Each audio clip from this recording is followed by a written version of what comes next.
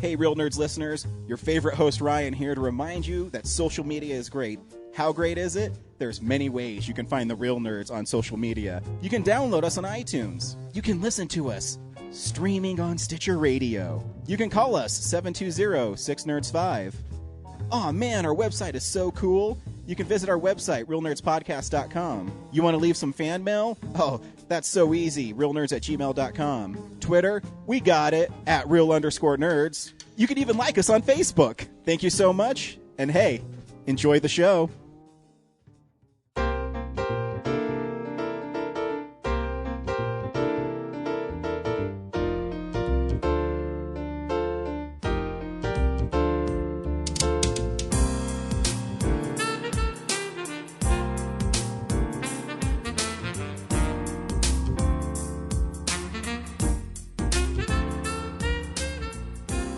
Welcome to Real Nerds at Denver Comic-Con 2015. We hope you enjoy the following interview.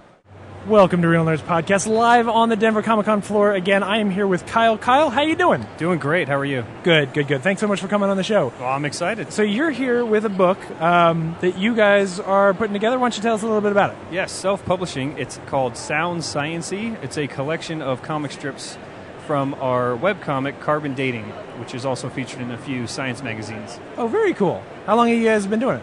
About 2.5 years now. My artist came on after last year's Denver Comic-Con, and we've been doing full color since our successful Kickstarter last year, and we are currently kickstarting a hardcover of the book, which is very exciting. Very neat.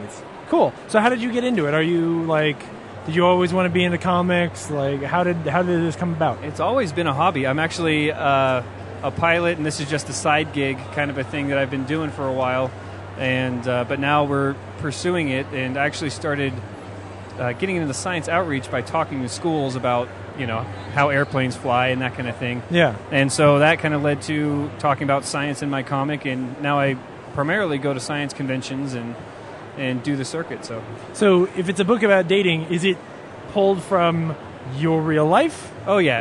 Is that a sensitive topic? It's a fictionalized version inspired by true events, which is pretty obvious. Anyone who meets my wife can tell that main character Kate is definitely modeled after her.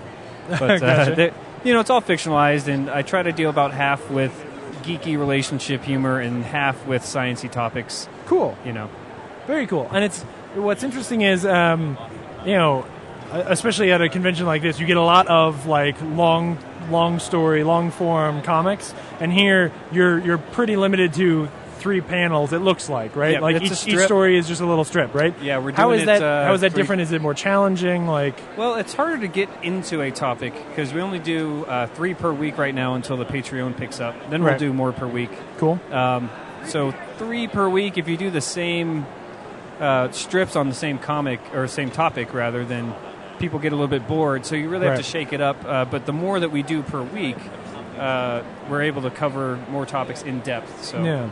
Do you ever do here's a 2-parter, here's something serious? Yeah, I've done it when the Kickstarter money from last year was still in the bank. We were doing 5 per week. Cool. For 3 straight months, so I could do 4 or 5 on a topic and really get into an argument between friends. Yeah. Which is really what the comic is all about. The ridiculous opinions that your friends may have, and how do you talk about that? It's very tough to not fall into a backfire effect. Yeah. Have you ever is there a topic that you've been you're in love with, you want to do a strip on it, but you just haven't figured out how to get it into a strip? So I follow the science, right? Right. We cover a lot of controversial topics like vaccinations, which obviously the science is get vaccinated. Right. Right. A lot of topics like that, alternative medicine, and other kind of fringe topics. But the one that I cannot figure is the most controversial topic, which has gotten heated at local events, is GMOs, genetic engineering. Right.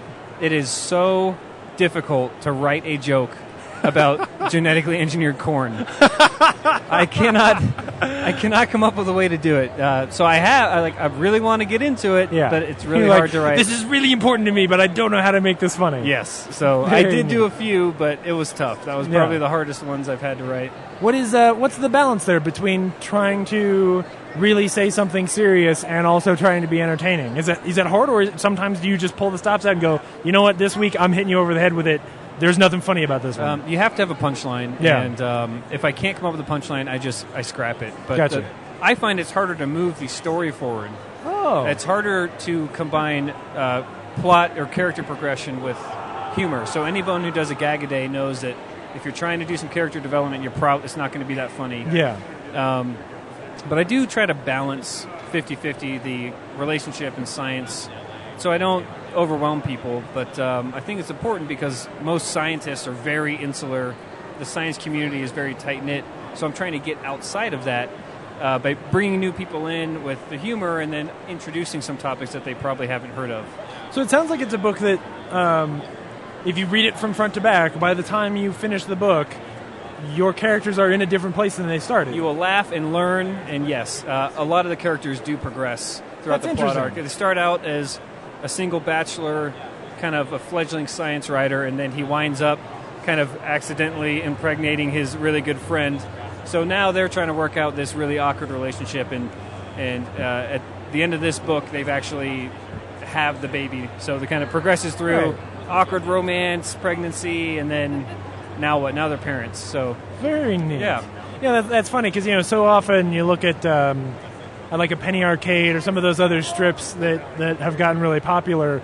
After 10 years, the characters are doing the exact same shit they were doing when they started. So to try and blend real storytelling with a strip, that's really cool. That sounds interesting. Well, and I think it's important because when you talk about science, everybody has something irrational. Right. Nobody has enough time to think critically about everything. Yeah. So every character has several topics that they're irrational about, and the main character addresses them or tries to throughout the comic, and he even has plenty of his own, so that over time these imperfect characters kind of hopefully develop a little bit, and you kind of see that as they become educated. It gets you more tight into who they are and more related to them, whereas with a normal strip it's like, okay, I know this is 3 seconds, it's a joke, and they're fixed. I move on. And I think that because they're so fixed that the tendency is to write some perfect characters that don't have a lot of flaws, or they have flaws but they never learn from it. Right. So trying to have some plot progression, which is a little bit tough in a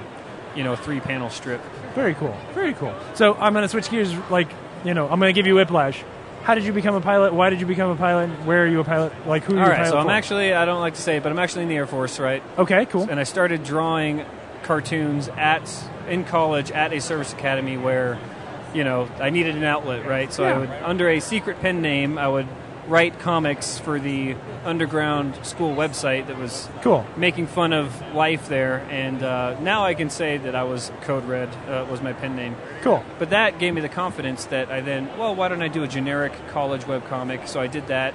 And that was kind of at the time in 2005 and 6 when webcomics were really becoming established. Yeah. And so I got to kind of cut my teeth and watch the industry, and then had to take a break for pilot training. And now I'm firmly established in my career, and I'm like, what do I really want to talk about? And found my community, which is the science geeks out there. Very neat. That's really cool. Well, and thank you for your service. No, no big deal. That's really cool.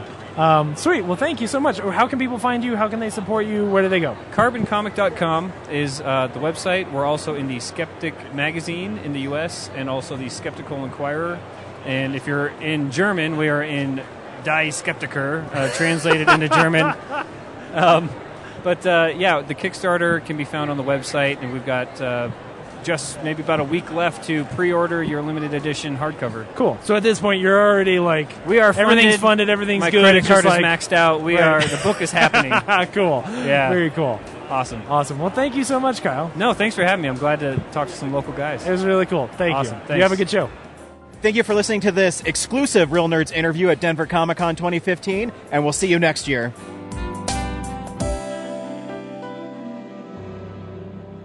Visit our website, realnerdspodcast.com. You can tweet us at real_nerds. You can email us even, realnerds@gmail.com. Like us on Facebook. Hey, stream us on Stitcher. You want to call us? 720-6nerds5. And download us on iTunes. Just search Real Nerds. Thank you, Joe Kempter, for the wonderful voiceover. And also Spark Mandrill for the wonderful late-night jazz smooth sounds of movies. You can find him on SoundCloud. This has been a Nebulous Visions production.